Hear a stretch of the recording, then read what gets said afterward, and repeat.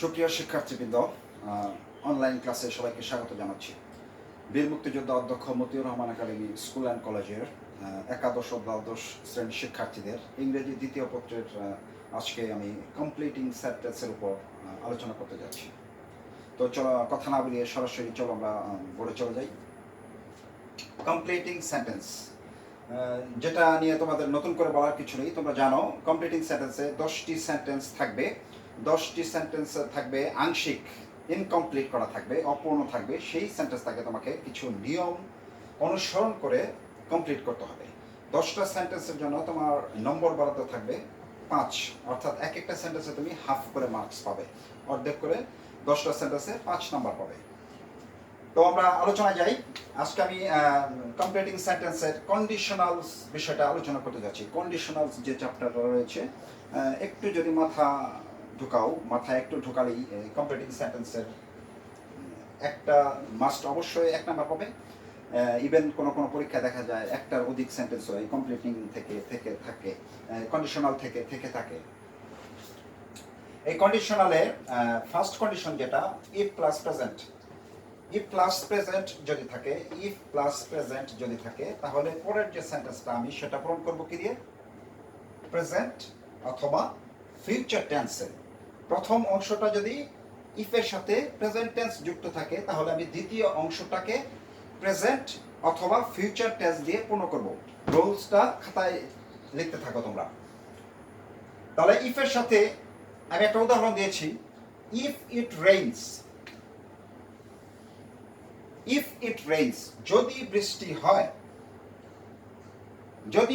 হয় তাহলে এটা কি টেন্স আছে? ইফের সাথে দেখো, ইফ ইট হলো সাবজেক্ট, রেইনস এস যুক্ত হয়েছে, সেটা বুঝতে বাকি নেই।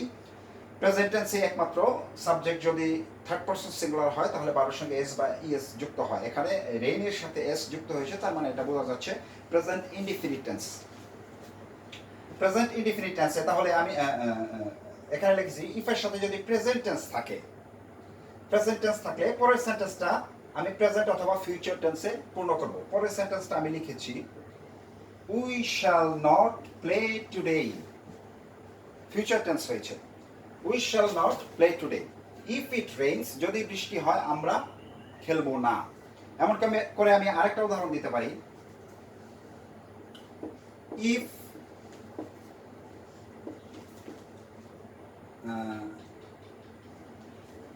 if I call you, যদি আমি তোমাকে কল করি বা ডাকি, you will respond, তুমি সাড়া দেবে, জবাব দেবে। ইফ আই কল ইউ, যদি আমি তোমাকে কল করি, ইউ উইল রেসপন্স। তাহলে সোজা নিয়মটা তোমরা বুঝতে পারছো। If I call present tense, পরটুকু ফিউচার টেন্স করেছি। আচ্ছা,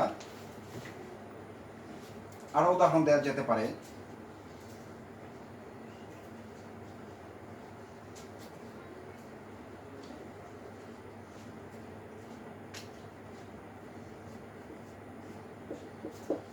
If you read attentively, যদি তুমি মনোযোগ দিয়ে পড়ালেখা করো কি হবে?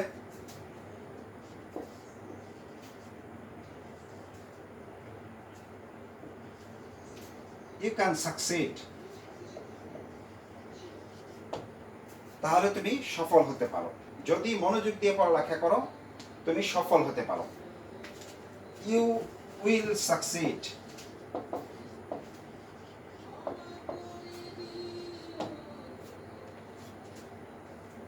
If you read attentively you can succeed অথবা ইউ উইল সাকসিড। দেখো, ইউ ক্যান সাকসিড আমি প্রেজেন্ট টেন্স ইউজ করেছি, you will succeed future tense ব্যবহার হয়েছে। কাজে তুমি দুই সেন্টেন্সেই অর্থপূর্ণ হলে তুমি যে কোনো টেন্সেই সেটাকে করতে পারো, প্রেজেন্ট অথবা ফিউচার দিয়ে।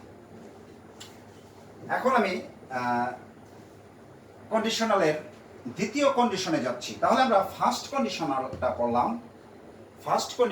পড়লাম, ইফ এর সাথে যদি প্রেজেন্ট টেন্স থাকে তাহলে সেটা পরবর্তী যে সেন্টেন্সটা করবো সেটা প্রেজেন্ট অথবা ফিউচার। আচ্ছা, এখানে বলা বাহুল্য যে আমি তো তোমাদেরকে শুধুমাত্র দেখালাম যে প্রথম অংশটুকু করা আছে। তাহলে এমন যদি হয় যে ইফ এর সঙ্গে যে সেন্টেন্সটা আছে, ইফ যুক্ত সেন্টেন্সটা প্রথমে নেই, শেষে আছে।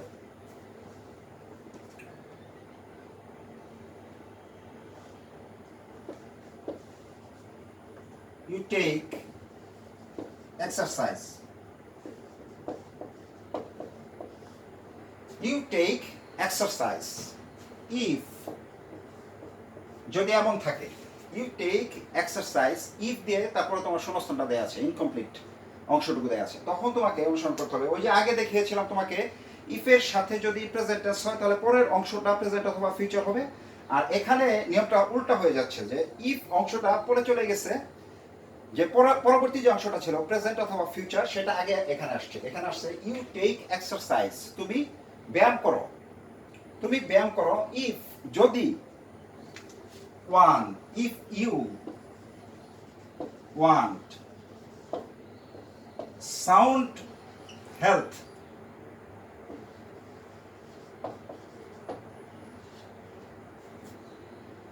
You take exercise if you want sound health, তুমি ব্যায়াম করো যদি তুমি ভালো স্বাস্থ্য চাও।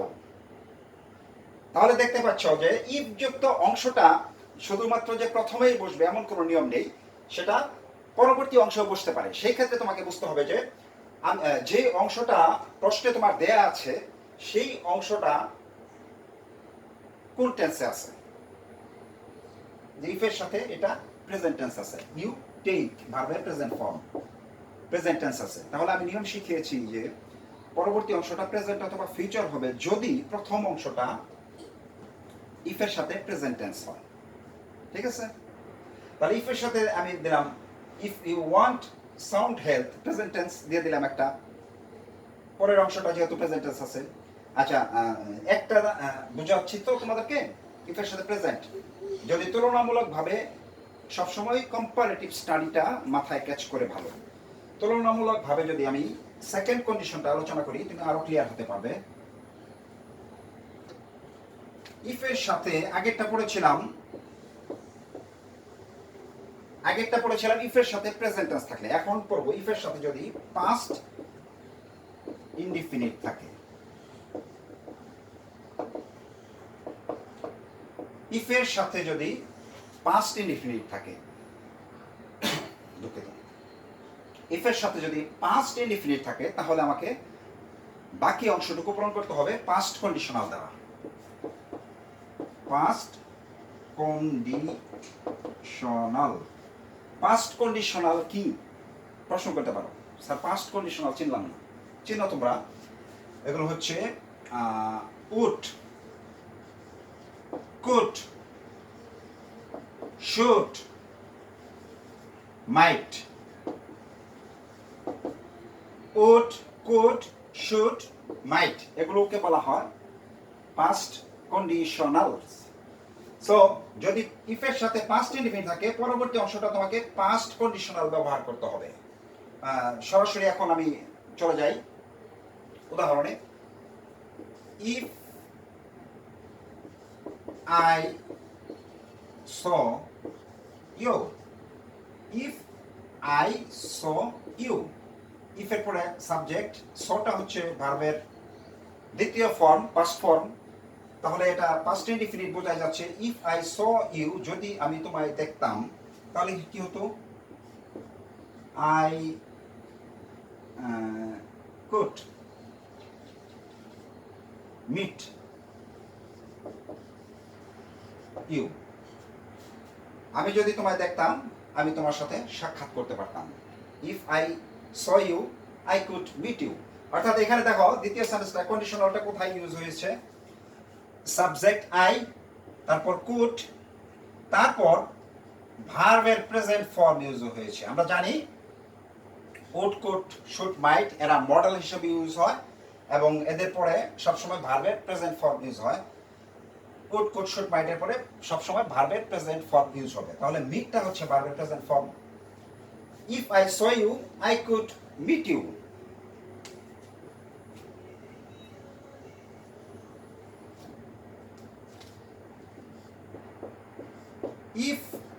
আই ওয়ার রিচ, আমি যদি ধনী হতাম, if I were rich.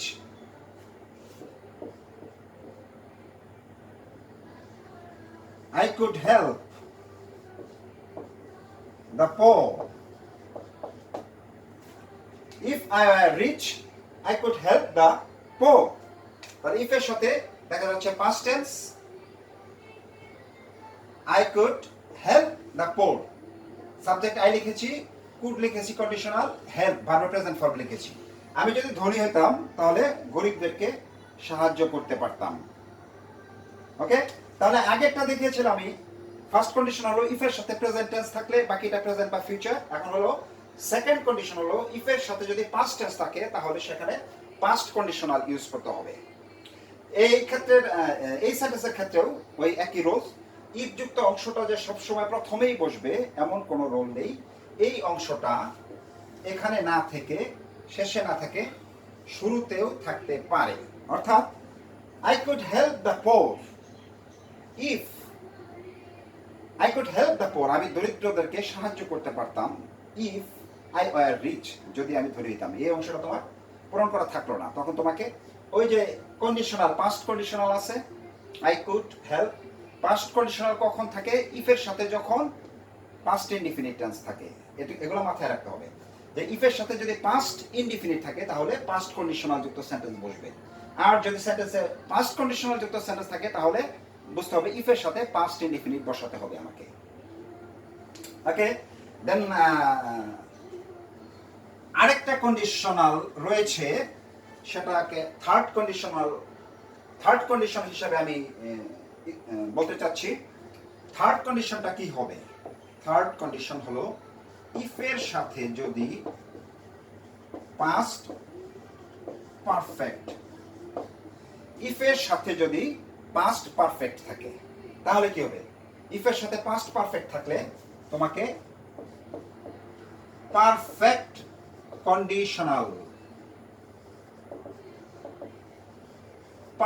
Conditional যুক্ত সেন্টেন্স ব্যবহার করতে হবে। আগে আমরা শিখিয়েছি যে পাস্ট কন্ডিশনাল যুক্ত সেন্টেন্স কিভাবে ব্যবহার করতে হয়। পাস্ট কন্ডিশনাল যুক্ত সেন্টেন্সে তুমি শিখেছো সাবজেক্ট বসে, তারপর উড, কুড, শুড, মাইট চারটা থেকে যে কোনো একটা অর্থবহ বসবে, সাথে ভার্বের প্রেজেন্ট ফর্ম। আর পারফেক্ট কন্ডিশনালের রোল হচ্ছে, পারফেক্ট কন্ডিশনালে তোমাকে would have, could have, should have, might have, would have, could have, should have, might have, এবং এদের পরে বসবে V3 অর্থাৎ ভার্বের পাস্ট পার্টিসিপল, ভার্বের 3 নম্বর form.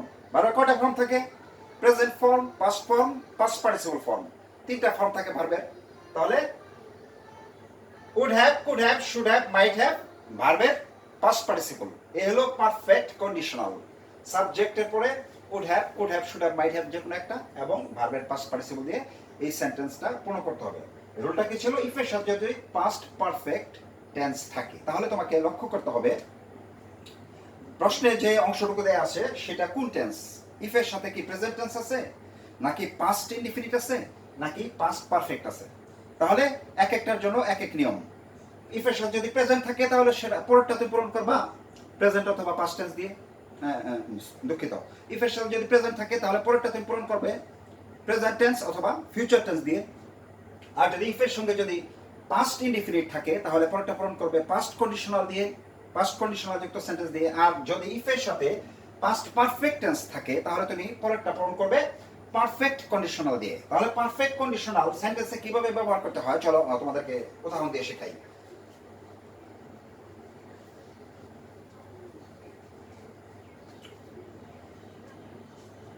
If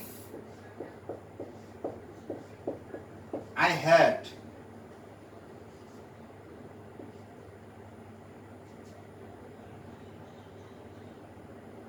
seen you, if I had seen you, if এর সাথে সাবজেক্ট I had ভার্বের past participle past perfect tense আছে। If I had seen you, আমি যদি তোমাকে দেখে থাকতাম, যদি দেখতাম, তাহলে কি হতো? I would have met you. লক্ষ্য করো আগের সেন্টেন্সটা কি পার্থক্য আছে? আগেটা ছিল ইফ আই স ইউ, অর্থাৎ সেকেন্ড কন্ডিশন পাস্ট ইনডিফিনিট যেটা। ইফ আই স ইউ, আমি যদি তোমায় দেখতাম, তাহলে পাস্ট কন্ডিশনাল ছিল। ইফ এর পরে আই এর পরে সাবজেক্টের পরে উড কুড শুড মাইট ভার্বের প্রেজেন্ট ফর্ম। আর এখানে হলো ইফ এর সাথে যদি পাস্ট পারফেক্ট থাকে তাহলে পারফেক্ট কন্ডিশনাল। সাবজেক্টের পরে দেখো আমি উড হ্যাভ লিখেছি, এটা হলো পারফেক্ট কন্ডিশনাল উড হ্যাভ, এবং তারপরে বসেছে V3। আগে বসিয়েছিলাম would meet, I would meet you বা আই কুড মিট ইউ। আমি তোমার সাথে সাক্ষাৎ করতাম যদি তোমায় দেখতাম। তাহলে উড ছিল পাস্ট কন্ডিশনাল, ওখানে পরে ব্যবহার করেছি প্রেজেন্ট ফর্ম। আর এখন দেখো would have perfect conditional, perfect কন্ডিশনালের পরে আমি ব্যবহার করেছি এই মিটে পাস্ট পার্টিসিপল মেট হয়ে গিয়েছে। তাহলে বোঝা যাচ্ছে যে ইফের সাথে পাস্ট থাকলে এক ধরন হবে, ইফের সাথে যদি পাস্ট পারফেক্ট থাকে তাহলে এটা আরেক ধরন হবে পারফেক্ট কন্ডিশনাল। সোজা কথায় তুমি যদি ধারণ করতে পারো বা মাথায় ধরতে পারো যে পাস্ট কন্ডিশনাল কোনটা, যে উড কুড শুড মাইট এরপরে V1, আর পারফেক্ট কন্ডিশনাল কোনটা, would have, could have, should have, might have, এদের পরে V3, অর্থাৎ ভার্বের পাস্ট পার্টিসিপল। এটি যদি মাথায় ধরতে পারো তাহলে তুমি সেন্টেন্স ফর্ম করা তোমার জন্য খুবই ইজি হবে। সো এখন আমি এই যে থার্ড কন্ডিশনটা দেখো এখানে আছে কি ফরম্যাটে, ইফ আছে, ইফের পরে সাবজেক্ট আছে আই, হেড আছে, ভার্বের পাস্ট পার্টিসিপল আছে। যদি এভাবে না থাকে সেন্টেন্সটা এইভাবেও থাকতে পারে, হেড আই সিন ইউ, অর্থাৎ ইফ আই হ্যাড যে সবসময় থাকবে এমন কথা নেই, এই ফরম্যাটেও ইফ থার্ড কন্ডিশনটা থাকতে পারে। If I had seen you যে কথা, হ্যাড আই সিন ইউ একই কথা। তাহলে তোমাকে ধরে নিতে হবে যদি ইফ দিয়ে না সেন্টেন্সটা শুরু না হয়ে হ্যাড দিয়ে শুরু হয়, হ্যাড আই সিন ইউ, তাহলে ওই ইফ যুক্ত যে অর্থ ছিল যদি আমি তোমায় দেখতাম, এটারও সেই একই অর্থ হবে। যদি আমি তোমায় দেখতাম, তখন তুমি দ্বিতীয় অংশটা সেই অংশটা দিয়ে পূরণ করতে পারবে। তাহলে আজকের এই ক্লাসে আমরা কন্ডিশনাল যে তিনটা কন্ডিশনাল রয়েছে, ফার্স্ট কন্ডিশন, সেকেন্ড কন্ডিশন এবং থার্ড কন্ডিশন, এগুলোর উপর স্বল্প পরিসরে স্বল্প সময়ের মধ্যে দু একটা করে উদাহরণ দিয়েছি। যদি এই নিয়মগুলোর উপর তুমি আরও উদাহরণ প্র্যাকটিস করো, তোমার বইয়ের সাথে এক্সারসাইজ আছে, সেগুলো থেকে যদি চর্চা করো, আমার বিশ্বাস এই কন্ডিশনালের উপর যে মার্কসটা বরাদ্দ থাকবে কম্পিটিটিভ সায়েন্সে, তুমি অবশ্যই সেই মার্কসটা পাবে। সো আজকের মতো এই পর্যন্তই। সবাই ভালো থাকো, সুস্থ থাকো, ধন্যবাদ সবাইকে।